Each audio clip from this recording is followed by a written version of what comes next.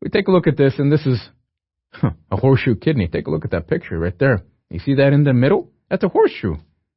What happened? The inferior poles got fused. What do you think it got trapped under? The inferior mesenteric artery.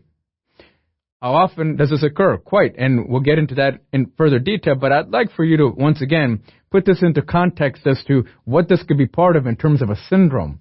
You all have heard of VACTERL, V, vertebral anomaly, A, anal issues, cardiac issues, TE, put them together, tracheoesophageal fistula.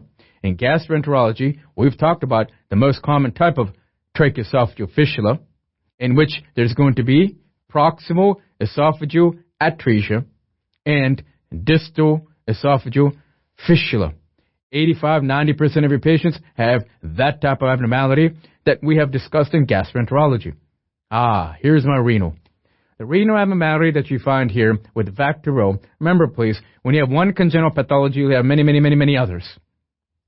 So you can't just say that you have just, for example, this is one, but then later on we'll talk about another one with Wilms tumors, okay, WT1 especially. And there's another one called coloboma. And with coloboma, that'll be part of something called charge. Okay, so keep in mind that, and for example, even Down syndrome, right? Down syndrome, apart from the fact that your patient might be intellectually disabled, there's going to be heart issues, right? There's going to be all other types of issues as well. You get my point. So whenever you have one congenital issues, understand that there might be many other congenital issues concomitantly. So the renal abnormality that I want you to pay attention to here is not renal cell carcinoma. This is not Wilms tumor. This is going to be something like perhaps a horseshoe kidney. And then limb abnormalities. And the limb anomaly here would be something more so commonly found with the radius. Welcome to VACTERL. We're looking at a horseshoe kidney. Could be a manifestation of an acronym such as VACTERL. Let's move on. So this horseshoe kidney, the inferior poles have been fused. It gets trapped by what?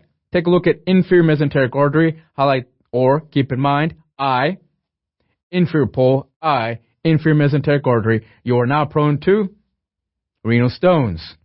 Partial fusion, as may occur, and you might actually have normal functioning. Keep that in mind. Oftentimes part of autopsy.